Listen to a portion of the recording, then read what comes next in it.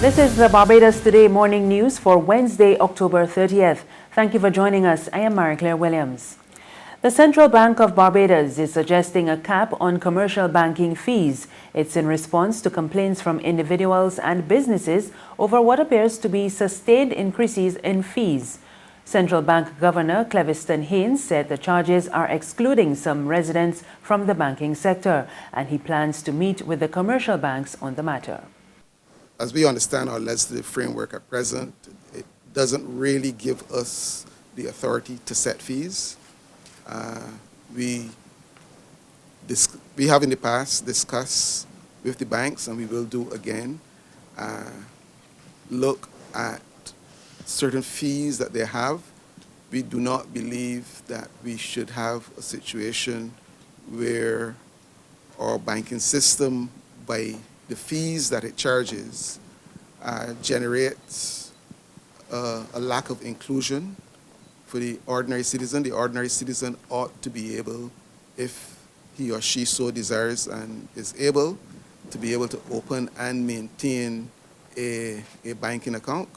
And therefore, this is the discussion which we will be having with the banking sector when we meet with them. Meanwhile, Governor Haynes also reported that government continues to encounter some stumbling blocks as it moves to implement a number of tax measures that have been delayed for almost a year. But he says government has been earning revenue from other taxes that have been successfully implemented. In terms of the first half of this year, so the fuel tax was netted just about 38 million. The airline and travel development fee, about 38 million.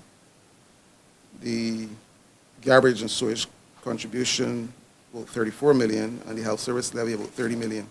So, as we would have noted in the press release, in the case of the airline, the garbage, sewage, and the health service, those funds are being utilized to finance the agencies, sanitation, the BTMI, and the hospital. Those funds are being utilized to fund those, such that it eases the pressure on the government. Barbados Light Power company says it is ready for new entrants to the market. The announcement comes 2 months after government said it plans to break the near 120-year-old monopoly of the electricity company. Managing Director Roger Blackman told Barbados Today he does not expect there will be a significant impact on the company as regulations already allow for some level of competition. Over the last 10 years, we've had a number of licenses issued. In fact, there's well over 2,000 licenses to generate electricity been issued over the last 10 years or so on what was the Renewable Energy Rider program. Right. And now currently is the feed-in tariff or FIT program that was recently announced by the Fair Trading Commission. So there's already, in addition to our license, there's already about 2,200 other licensees that are generating electricity, and those licensees actually have more renewable energy than we do. They have more than twice as much. We have a 10 megawatt solar farm in St. Lucie, which the group is going to visit later in the day. But collectively, those persons on the Renewable Energy Rider or the feed-in tariff program, they have today about 25 megawatts. So together they're 25 and our 10 make up 35 megawatts of solar. It is essentially solar, there's 1 or 2 wind, but predominantly solar energy on the network, which accounts for quite a significant amount of renewable energy at peak hours. Provisions are being put in place for young workers in Barbados and other Caribbean countries to have a say on the future of the trade union movement. A 2-day meeting for young workers from 10 Caribbean territories has led to the establishment of a regional youth committee. The training and strategy session started yesterday under the banner of the International Union of Food, Agricultural, Hotel, Restaurant, Catering, Tobacco and Allied Workers Associations, the IUFs.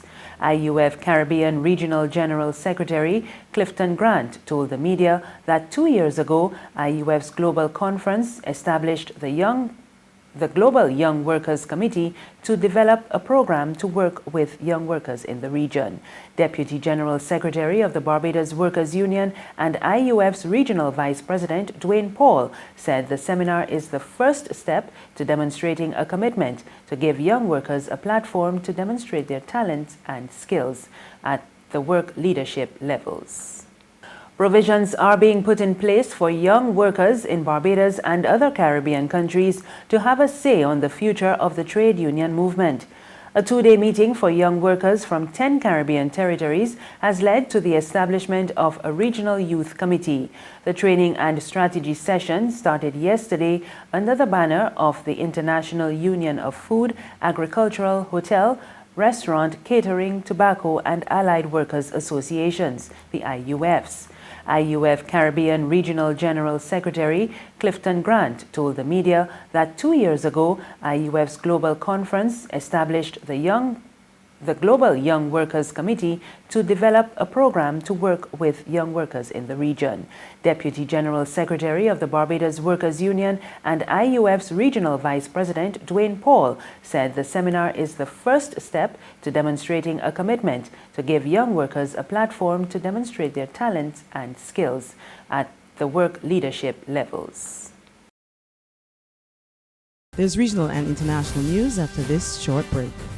It's Festive Friday at the Bridgetown Night Market at Pelican Craft Center. Kick off the weekend this Friday from 4 p.m. to midnight with loads of food, drinks, and entertainment. Get ready for Crop Over with the Rhythm Roots Street Parade. Party like it's Kadooman Day on the street around Pelican Village with costume reveler, music, and more. It's Festive Friday. It's Festive Friday at the Bridgetown Night Market at Pelican Village Center from 4 p.m. to midnight. Admission free.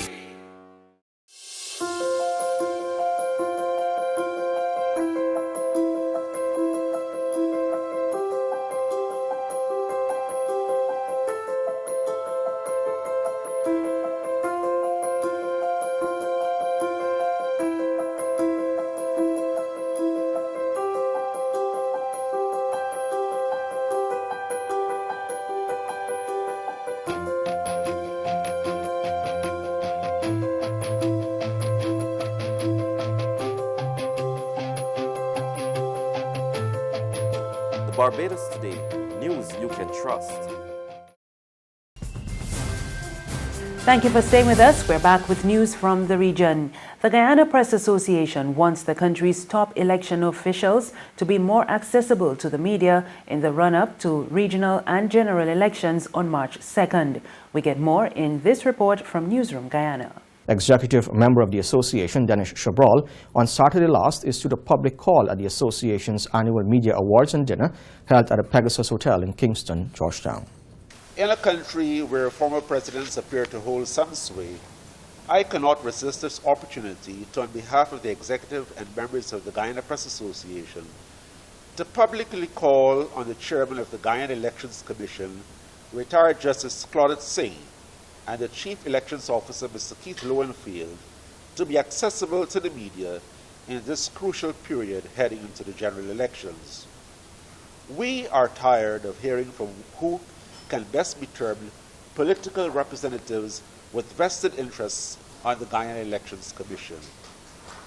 It is time for the chairman of GECOM and the GECOM's Chief Elections Officer to brief the media to avoid confusion and misinterpretation in the minds of voters. Chabral is among several journalists who sit in front of GECOM headquarters for hours on a weekly basis to capture the outcome of statutory meetings. Following these meetings, questions are taken by commissioners representing the government and the opposition. And further afield, an extreme red flag warning has been issued in Southern California, marking the first such alert of its kind.